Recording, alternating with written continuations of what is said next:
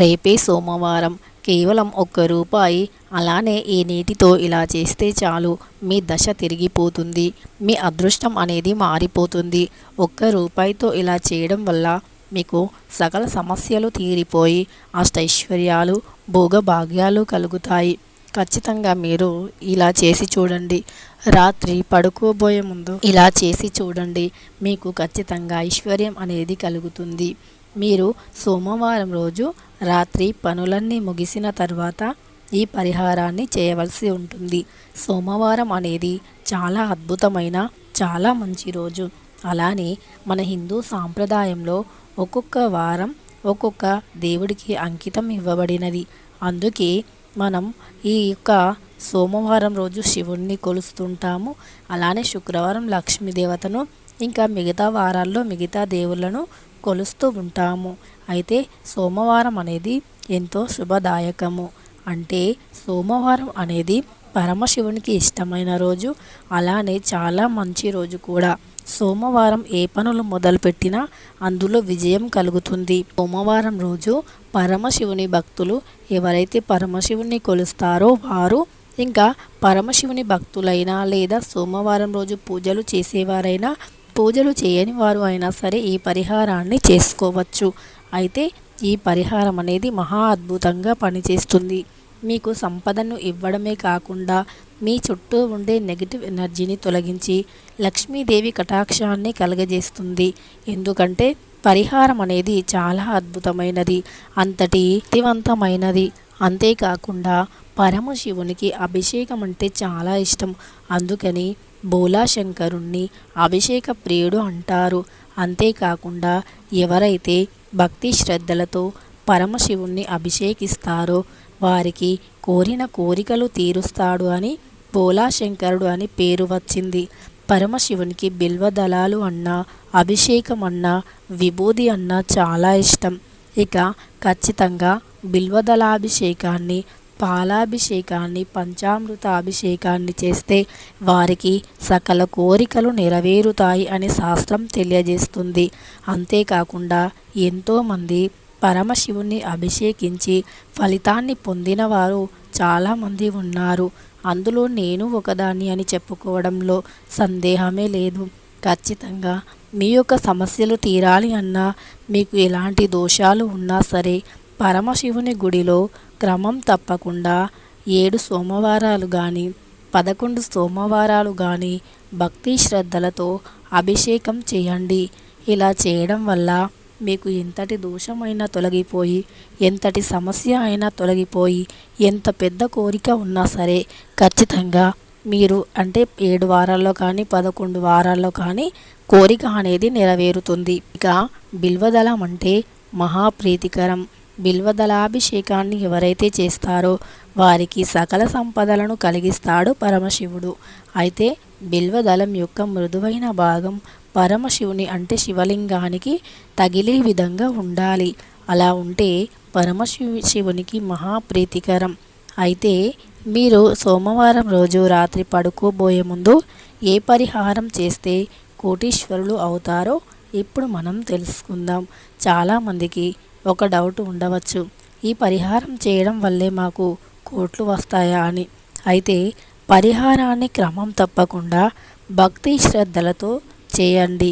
ఇక మీరు రోజు చేయాలంటే ప్రతి సోమవారం చేసుకోండి.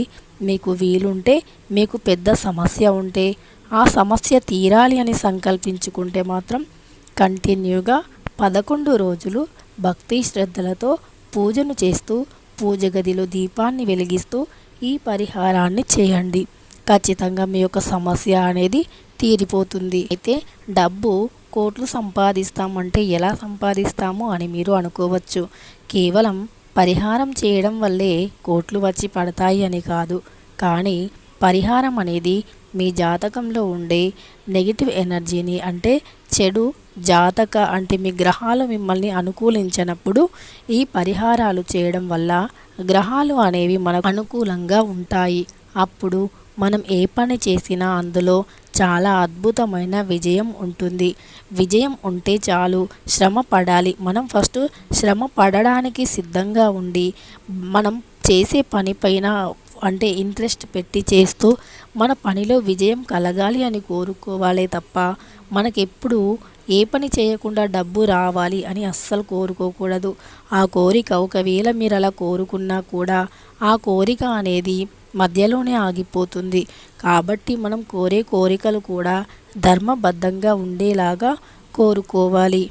ఇక మీకు సంపద అనేది పెరిగే విధంగా చూసుకోండి. వృధా ఖర్చులు తగ్గి ఆర్థిక సమస్యలు తొలగిపోయి అప్పుల బాధలు తొలగిపోయి మీరు అందంగా ఆనందంగా మీ ఇంట్లో మీ ఫ్యామిలీతో హ్యాపీగా గడపడానికి ప్రయత్నించండి. అలా ఉంటే అంతకు మించిన అదృష్టం ఇంకొకటి లేదు అని చెప్పుకోవచ్చు. కడుపు నిండా తిండి, కంటి నిండా నిద్ర, ప్రేమానురాగాలు పంచే మంచి ఫ్యామిలీ ఉంటే అంతకు మించిన అదృష్టం ఇంకొకటి ఉండదు అని చాలా గట్టిగా చెప్పుకోవచ్చు. అప్పుల సమస్యలు, మనకు అవసరానికి డబ్బు ఉండడం, ఇలా ఉంటే అదే అదృష్టంగా భావించుకోవాలి. అయితే అలా చాలామందికి ఉండదు. వారికి కడుపు నిండా తిండి ఉంటే కంటి నిండా నిద్ర ఉండదు. కంటి నిండా నిద్ర ఉంటే చేతి నిండా పని ఉండదు.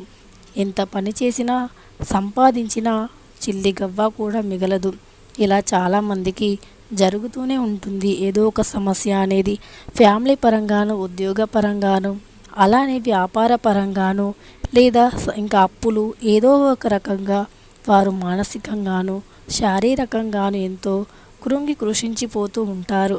అలాంటి వారి అందరికీ ఈ పరిహారం బాగా ఉపయోగపడుతుంది. అయితే ఈ పరిహారం ఎలా చేయాలి అంటే, రాత్రి పనులను పూర్తి చేసుకొని పడుకోబోయే ముందు ఒక గాజు గ్లాసుని తీసుకోండి. అందులో శుభ్రమైన శుద్ధి వాటర్ను పొయ్యండి. తర్వాత అందులో కర్పూరాన్ని పొడి చేయండి. పచ్చ కర్పూరం అంటాం కదా, ఆ కర్పూరాన్ని పొడిలాగా చేసి ఆ నీటిలో వెయ్యండి. తరువాత అందులో ఒక రూపాయి కాయన్ని కూడా వెయ్యండి. ఆ తరువాత మీరు ఆ గ్లాసుని మీ తల పైభాగంలో పెట్టుకొని పడుకోండి. తరువాత తల పైభాగంలో పెట్టడానికి వీలు లేకపోతే గనక బెడ్ కింద కూడా పెట్టుకోవచ్చు. అంటే మీరు మంచం కింద పడుకున్నా సరే మంచం కింద అయినా పెట్టుకోవచ్చు. ఆ తర్వాత మీరు మరుసటి రోజు ఉదయాన్నే లేచి ఆ యొక్క రూపాయి కాయన్ని తీసుకోండి. ఆ రూపాయి కాయను మనం అందులో వేసిన పచ్చకర్పూరం వల్ల లక్ష్మీదేవి ఆకర్షితురాలు అవుతుంది. అంతేకాకుండా మీ ఇంట్లో ఉన్న చెడు దుష్టశక్తులు ఏవైతే మిమ్మల్ని ఇబ్బంది పెడుతున్నాయో, మీ పనిలో విజయం కలగకుండా ఆపుతున్నాయో, ఆ దుష్టశక్తులు అనేవి తక్షణం మీ ఇంట్లో నుండి బయటకు వెళ్ళిపోతాయి.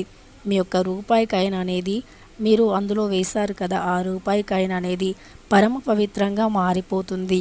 ఆ కర్పూరం నీళ్లు అనేవి లక్ష్మీదేవిని ఆకర్షిస్తూ ఉంటాయి. కాబట్టి ఆ రూపాయి కాయిన్ని తీసుకొని నీటిగా కడిగి మీరు ధనం దాచుకునే ప్రదేశంలో ఉంచండి. ఇక ఆ నీరు అంటారా, ఎవరూ తొక్కని ప్రదేశంలో పడవేయండి. ఇలా చేయడం వల్ల ప్రతి పనిలో అద్భుతమైన విజయాలు సాధిస్తారు.